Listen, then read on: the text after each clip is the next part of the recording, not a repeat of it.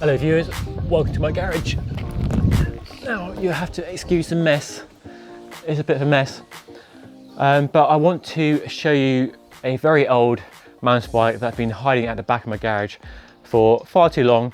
So I'm going to dig it out, get it up and running, and then we'll go mountain biking and hit the trails for my first mountain bike ride since the lockdown began.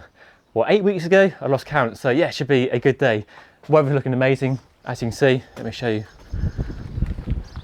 Oh, look at that blue sky. A bit windy, but go mountain biking today, so it should be a good day. Let's do this. Let me dig the bike out from the rack first. There it is then. This is my old, very old Canyon alloy hardtail. I bought it back in 2013, maybe 2014, a long, long time ago. And I sadly haven't used it much for the last 4, maybe 5 years. So it's been hidden at the back of my garage in pieces. But the other day, I had a bit of spare time. So I got it back up and running. Mostly original spec from when I first built it up. I just put the RockShox SID fork on, which I tested for a pink bike last year. So a decent upgrade at the front. Otherwise, it's all standard. Original Shimano XTR 2x chain set, front mechs on mountain bikes. Been a long time since I've ridden a mountain bike with a front mech. It's a 29er alloy, internal K routing mostly, apart from the rear brake. Yeah, reasonably smart frame, slightly dated paintwork and graphics. I thought about giving it a spray job. What do you think? Let me know down below. Should I get some spray cans and give it a refresh? So I'm going to make some more changes to it. It's a bit of a state, if I show you. The chain and cassette is very dirty. There's some rust showing there. So I need to give it a good clean, get some muck off and degreaser on it and get it up and running. I need to check the cables, maybe put some new cables on. I need to fit a new rear tyre because I've got a Maxxis Beaver mud tyre on there. So I need to put a new tubeless tyre on the back and maybe put something a bit faster rolling on the front than a Minion. It's probably an overkill for a hardtail. This is not a sponsored plug, I promise you, just stuff I recommend from personal experience. Using Stan's no tubes race sealant, really high quality sealant, plugs bigger holes than the standard sealant, and their own valves as well. So high quality valves and sealant makes the job a lot easier. A tool that helps tubeless installation, but it's a bit of a luxury, it has to be said, but definitely an essential if you have a lot of bikes and a lot of tubeless tyres. Is a proper tubeless pump like this one from Design. You basically preload this massive chamber here up to 100, 140 psi maybe, and then you hit this lever here and all the air is released in one big rush of air, which should pop the tyre up onto the rim and the beads lock into place. So let's see if it works first time out. Right, here we go, 140 in the chamber, valve locked onto the core. Let's give the tyre a quick check around, but let's go.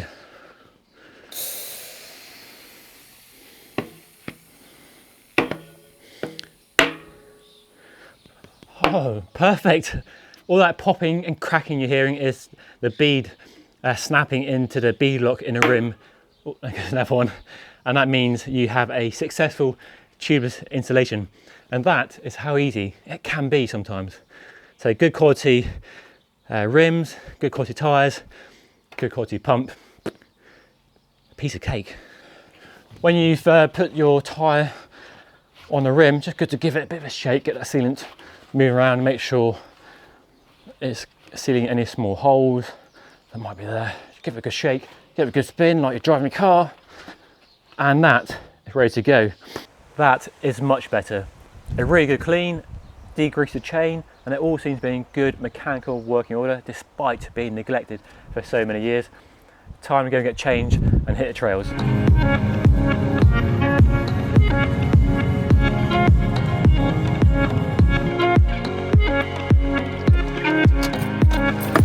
There we go, only a short drive to my local trails. I haven't been here since the lockdown commenced at the beginning of March. It's my favourite place to ride in the summer because the trails here are as good as anywhere in the world. Really good single track. When it's dusty, it's so fast. So let's get the bike off the rack and go for a spin.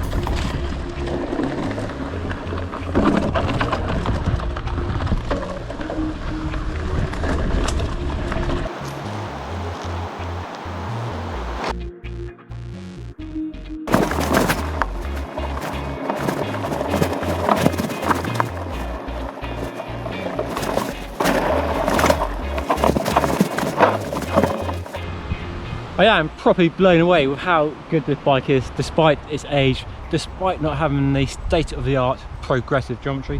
It still rides really well. But a few observations that show its age, mainly this thing here. What is that? A front mech on a mountain bike. Haven't seen or used one of those in a long time. The 2x drivetrain was pretty standard for 2013 when the bike was launched, and when this group set came out. I think it's 2012 the group set maybe, but correct me if I'm wrong.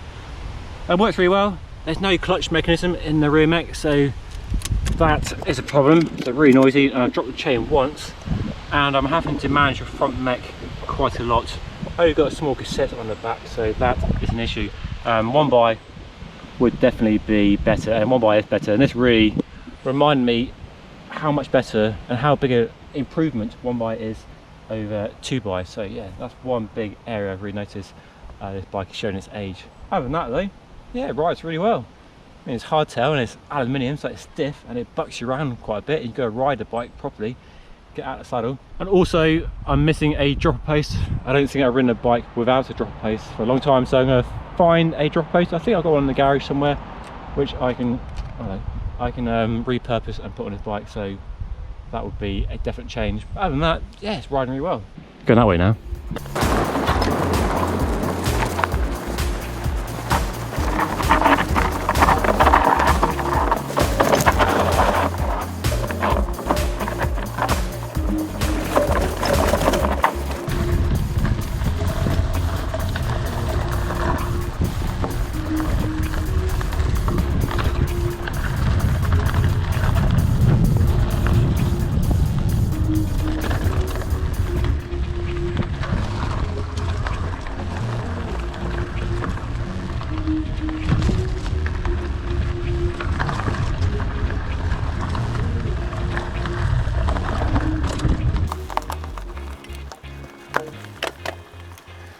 There we go then. I am done and cream cracked. Now, I hope that video was interesting and entertaining perhaps, and if it's inspired you to dig out an old mountain bike or road bike from the depths of your garage and give it a bit of TLC and get it back out on the road or trail, then I'd love to hear from you, so let me know down in the comment section below. This has been a fun experiment. It's been long overdue, so I'm glad I've done it. A few tweaks, but for the most part it's running really nicely. And part of my reasoning for getting the bike back up and running is to do a bit more comparison with gravel and adventure bikes, prompted by my previous video where people said I should have tested a hardtail against a gravel bike. So I might do that in a future video fairly soon. So make sure you subscribe to my channel if you don't want to miss that. But that's all for now. Make sure you hit that like button if you enjoy watching it, and I will see you all again next time. Stay safe, keep pedaling, and see you again soon. Right, must be time for beer. Where's the nearest pub? Oh no, pub's open. What a state of affairs.